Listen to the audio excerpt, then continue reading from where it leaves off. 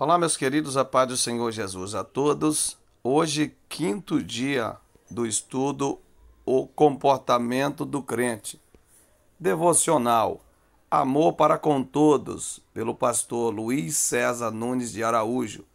O apóstolo Paulo vem descrevendo com muita coerência a ética do comportamento cristão. A lição anterior enfatiza o amor no seio da comunidade cristã. O amor é o grande princípio normativo dessa ação. Na comunidade do povo de Deus, cada crente é chamado para efetivar o amor ao próximo por meio de ações. A partir do versículo 14, Paulo mostra que esse princípio do amor cristão deve aplicar-se, abarcando também o mundo exterior. Deus amou o mundo, conforme João 3, versículo 16, isto é, a humanidade inteira. Espera-se dos crentes a mesma amplitude de amor. Uma clara demonstração do amor de Deus pode atrair as pessoas para o reino do Salvador. Quando ainda estávamos sem forças, Cristo morreu a seu tempo pelos ímpios.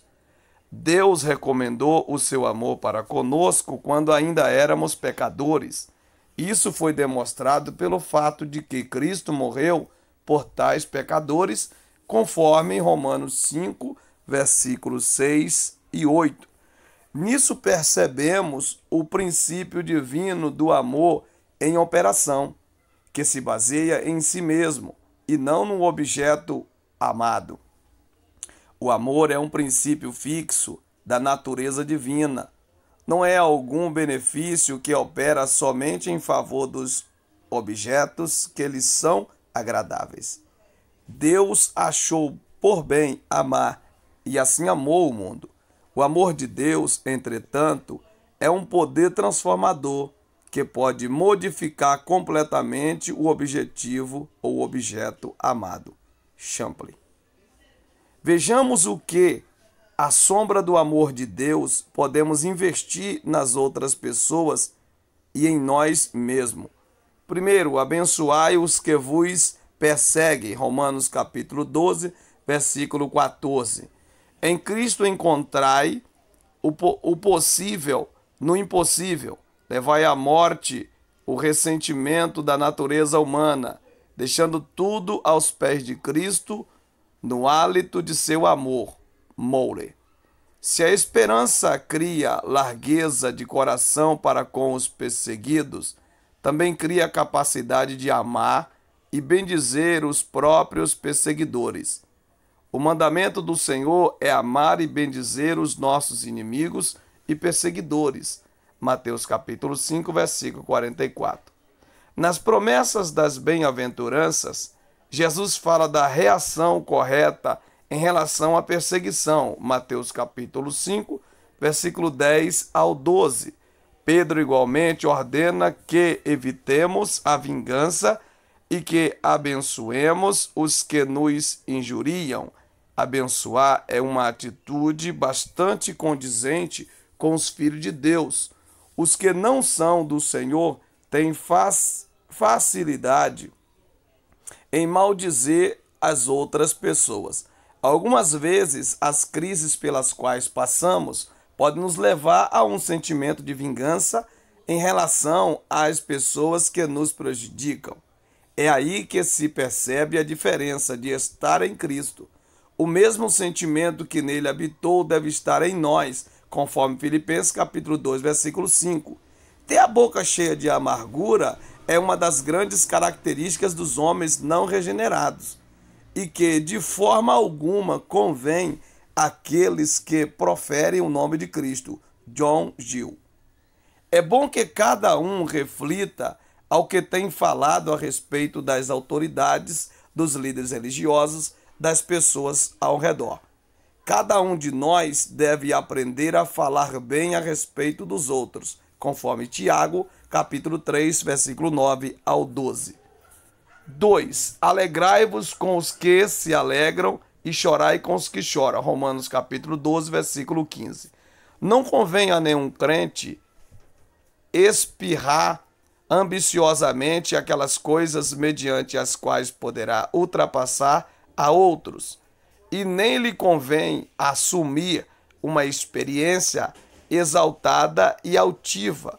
Bem pelo contrário, complete ou compete-lhe humildade e mansidão. João Calvino.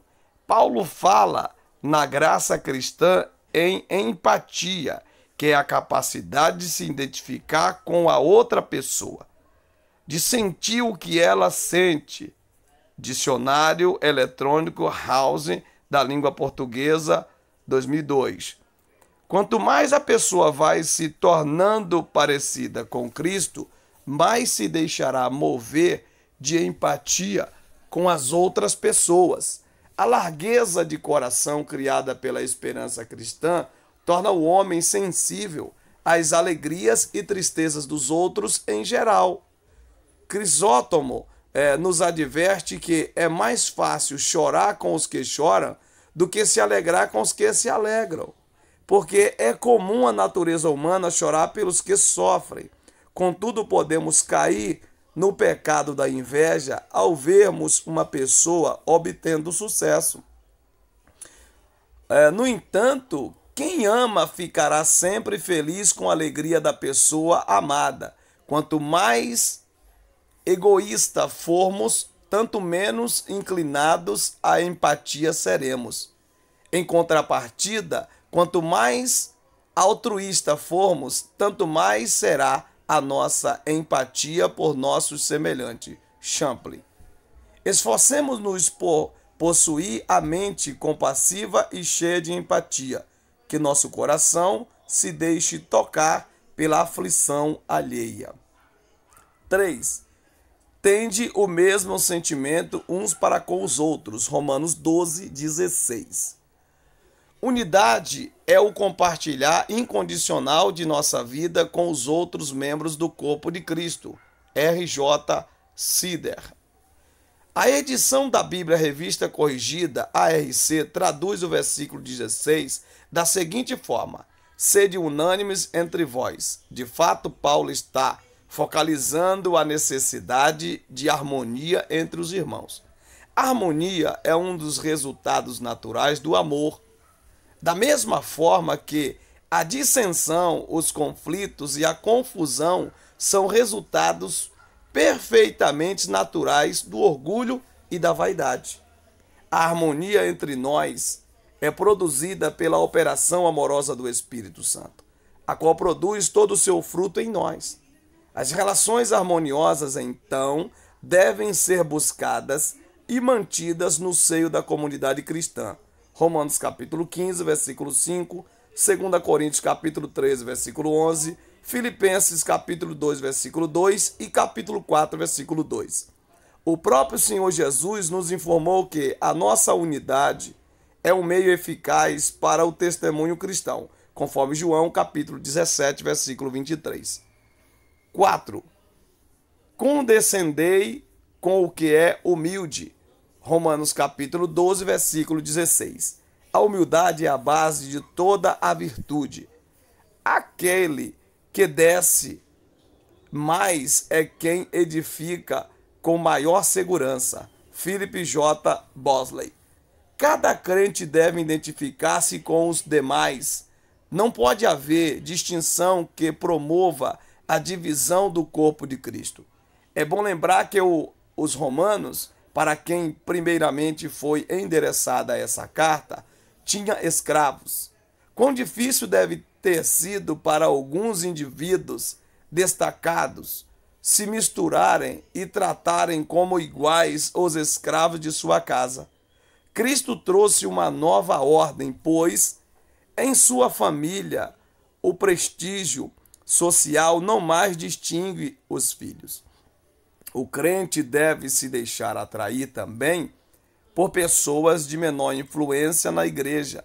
Não se deve privilegiar a quem tem uma melhor posição social e intelectual. Este é um sinal de uma igreja sadia. Os irmãos de classes sociais distintas convivendo com igualdade e amor, conforme Atos capítulo 2, versículo 42 ao 44.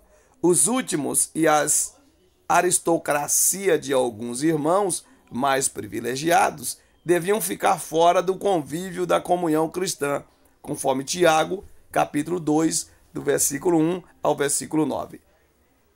Rebaixai-vos à condição de humilde, andando ou caminhando ao lado deles, não sendo humilde tão somente na atitude mortal, mas ajudando-os igualmente e estendendo a mão para eles. Cristóvão. Aplicação. Procure observar se os irmãos de condição mais humilde de sua igreja têm sido acolhidos pelos demais. Tome você mesmo a iniciativa dessa tarefa. Quinto, não sejais sábios aos vossos próprios olhos. Romanos capítulo 12, versículo 16. A coisa trivial, a tarefa comum, fornecerá tudo quanto devemos pedir. Ocasião para negarmos a nós mesmos, um caminho que nos leve cada dia mais perto de Deus. Keble. O apóstolo Paulo orienta que o amor cristão elimine o orgulho e a presunção. O nosso modelo é o Senhor Jesus, que se humilhou antes que fosse exaltado, conforme Filipenses capítulo 2, do versículo 2 ao versículo 5. O próprio Jesus foi quem disse: aprendei de mim, porque sou manso e humilde de coração. É um privilégio para o cristão começar a se comparar com os seus irmãos e julgar-se melhor. Muitas vezes, os que querem se mostrar mais espirituais são os mais orgulhosos e quase nunca aceitam a orientação de seus líderes. O final é sempre a queda espiritual e a divisão da igreja. Temível é a queda ou aquela atitude mental, possível até mesmo para o homem de propósitos espirituais mais intensos, que supõe que nada mais tem para aprender. Champlin. O cristão não deve se ensoberbecer, pois Cristo convoca para amar e o amor não ensoberbece. 1 Coríntios, capítulo 13, versículo 4. Pelo contrário, se há algum motivo para se gloriar, é no Senhor. Salmo 44, verso 8, Jeremias 9, 24, Romanos 5, 11 e 1 Coríntios capítulo 1, versículo 31 e Gálatas capítulo 6, versículo 14. Conclusão. Admoestações à unidade, humildade, compreensão compassiva e advertência contra o orgulho não estão fora de propósito quando se fala da tribulação presente e da esperança que triunfa sobre a tribulação. As palavras de Paulo à igreja de Filipos, que experimentava aflições, o demonstram. Filipenses capítulo 1, versículo 29 e capítulo 2, ou até o capítulo 2, versículo 4. Confere com o capítulo 2, versículo 14 ao 18 e o capítulo 4, versículo 2. A tribulação que atinge a todos, o prospecto do mesmo martírio, não garante por si só união e humildade na igreja atribulada. Realmente, Romanos 12, do 16 ao 17, parece ser um comentário do pensamento expresso em Filipenses 4, versículo 5, que diz: seja a vossa moderação conhecida de todos os homens. Paulo roga aos cristãos de Filipos que deixem todos ver neles, tanto amigos como inimigos, a igreja perseguida.